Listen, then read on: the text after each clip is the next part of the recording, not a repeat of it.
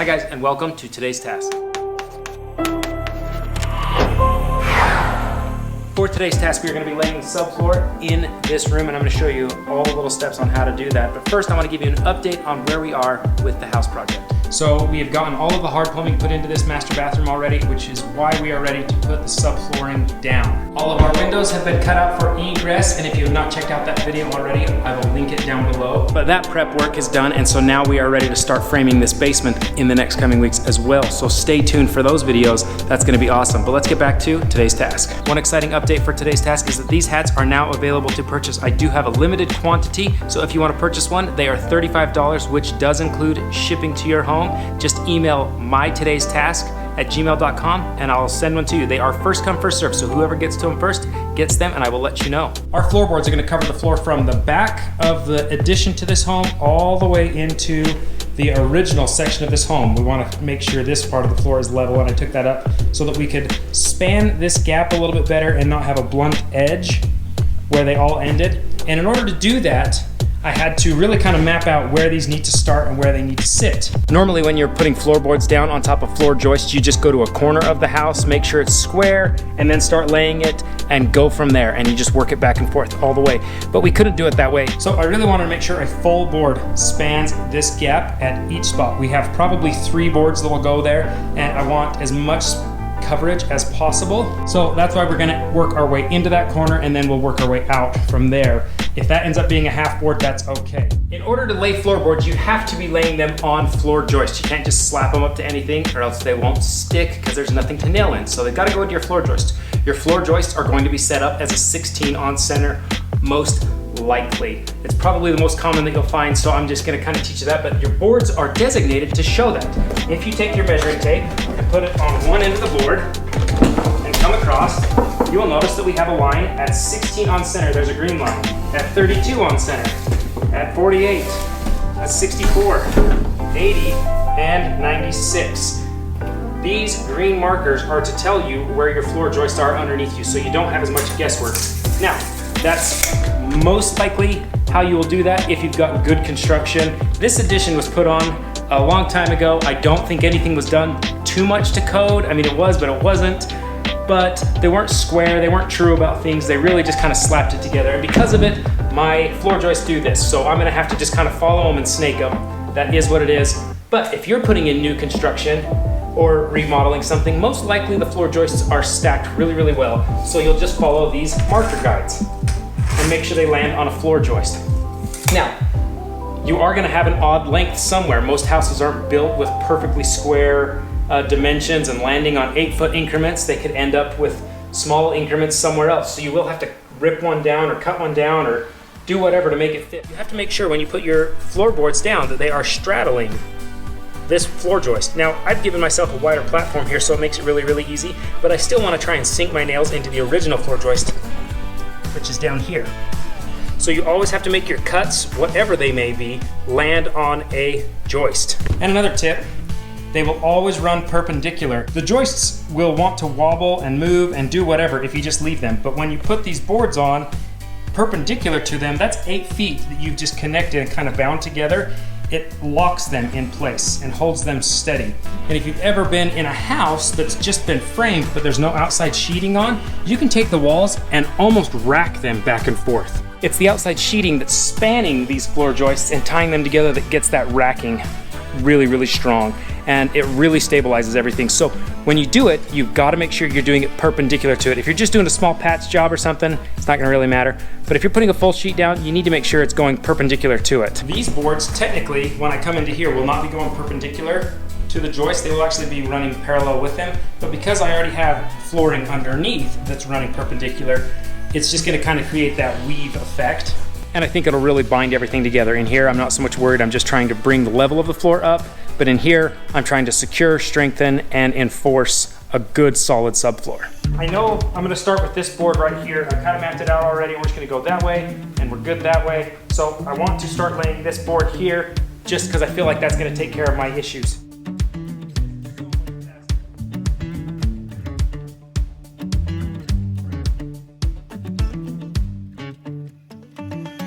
So we take our board, and before I drop it down, I want to shove it into that back corner where it goes. And then drop it down. Make sure it's sitting well and square. Square with the next one. All the way back where it needs to go.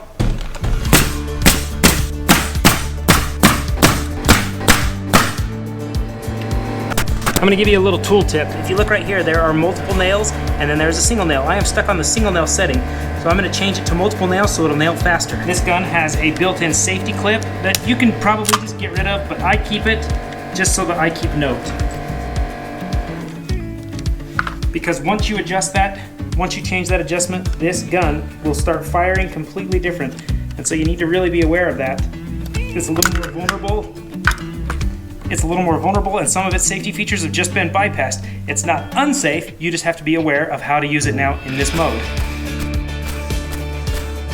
This board is not going anywhere and it sounds better. One of the things I really recommend is that as you put each board down, just kind of look over it to see if there's any nails that are sitting a little bit proud. Now's the best time to go back over it and just pop them down. Now we'll move on to our next board.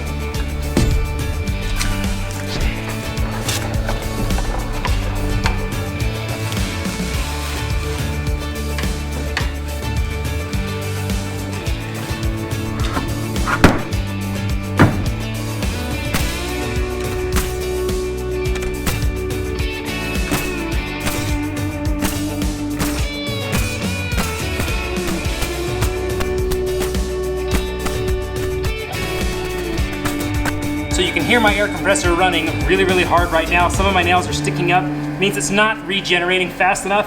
I'm probably working a little bit too fast for it, or I need to go up the air pressure on that air compressor so it can handle the volume that I'm demanding it to give me. I went to set this next board in place and there is a huge difference in height between these two joists and this one. This one just sat a little bit high for some reason. I think this wood, for some reason, is a little bit thicker. These 2x3s aren't exactly cut great. They're kind of a cheaper end wood, but they're perfect for what we need. And so you can get some fluctuations with them. So I'm having to whittle just a little bit of this down. I had to take a 1/4 inch. I'm gonna take just a little bit more and whittle it down. I'll show you why I always carry a chisel in my tool belt. Is because sometimes you just need to get into areas, knock them off, and a chisel's perfect.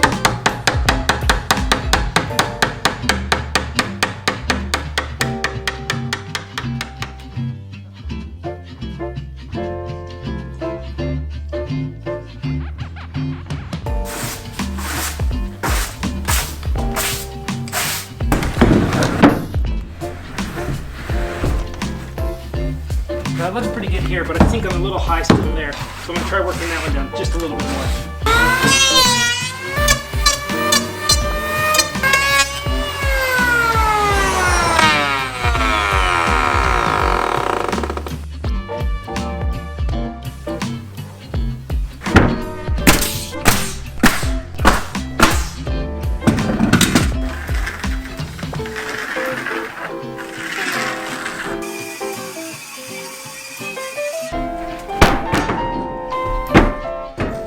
Cool. That is going to work.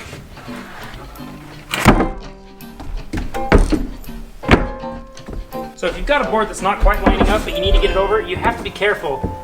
You can put a board just against that back end because it'll sit flat on the groove. This is the tongue, and there's actually a protrusion here that locks into the next board. We'll show you that in a second. But I gotta be really careful not to damage this.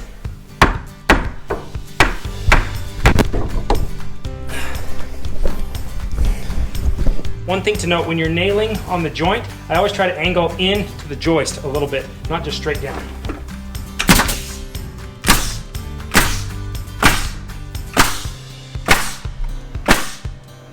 My next board is going to go over top of this vent, and I really don't want to lose track of it or try to find it later or just forget about it altogether and lose some of my circulation for air. So a good time now is to mark it. I want to grab my pencil and my measuring tape, and I'm going to take my measuring tape and put it underneath to where it's at. That's at 3 inches exactly. So at 3 inches exactly, I know it comes to there. And I know how wide it is, obviously. So I take my square, line it up,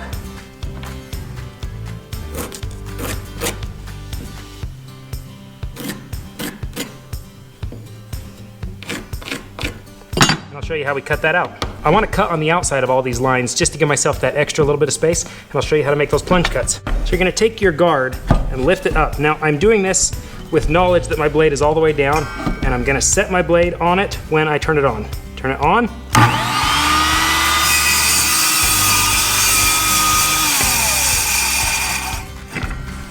And we'll do the same here.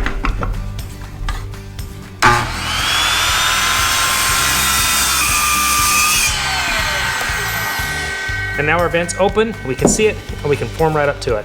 And because I know once the next board comes on, I'm not gonna be able to get my measuring tape down in there as easy and measure the way I did that small one. I'm gonna come out to the end of it, give myself 1 foot from this dimension. So I'm gonna draw an arrow, line, and 12 inches. Vent. And then I'll follow this exact same outline on the width. Now we're ready to set this next board in place. And I want to start here for 2 reasons. I want to make sure I'm covering this merge the best I possibly can. Also, I want to start here because I know I'm going to be covering a seam for the boards we already put down. And I think I like where that lines up. It covers our bridge right there. It also ends up on a stud. And that's what we need it to end up. You always want to make sure you're ending on a joist. If not, you're going to have to cut to it. You can never leave a board unsupported in between a joist. It will be weak. It will break later, and it will be a slump in your floor. I mean, you'll step through it. And we're going to tap it into place until we interlock this entire thing.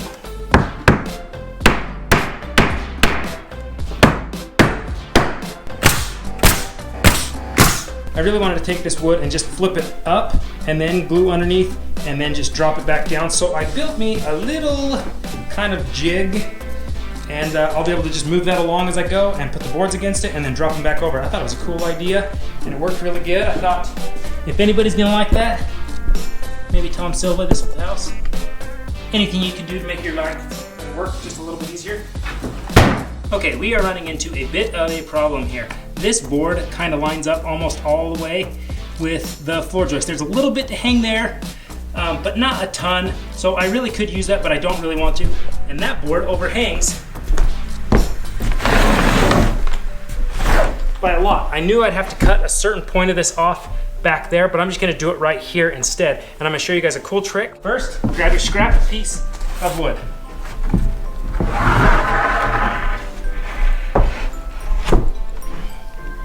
And line it up square with the existing piece of wood that it's on.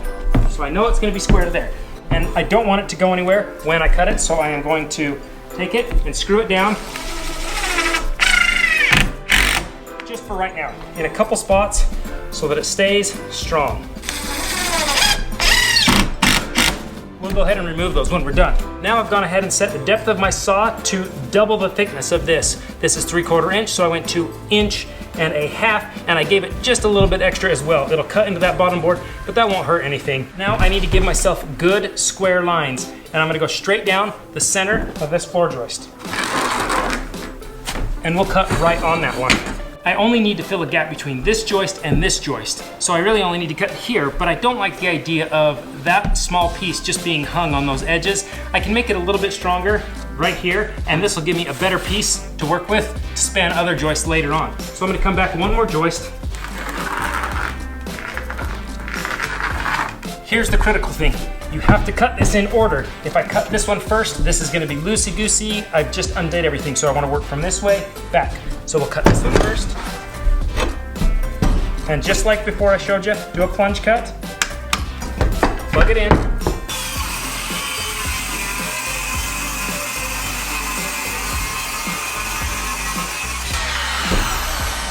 Come back and make your second.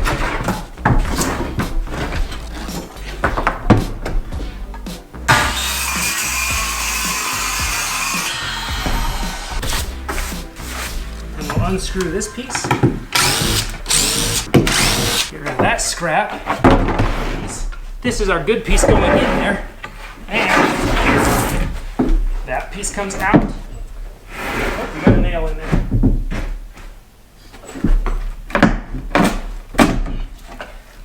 That piece comes out. And so does that little piece. Now, our good piece ready. We can just throw it on top.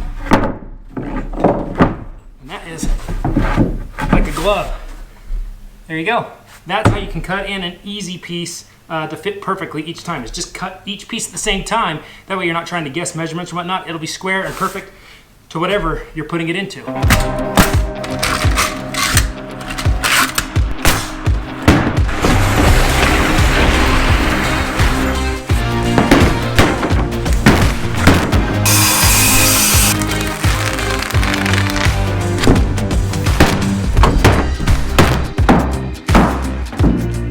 I'm taking the time right now to go through and look at any nails that are protruding up. If they're sitting just a little bit proud, they will disrupt the hardwood floors when they go down.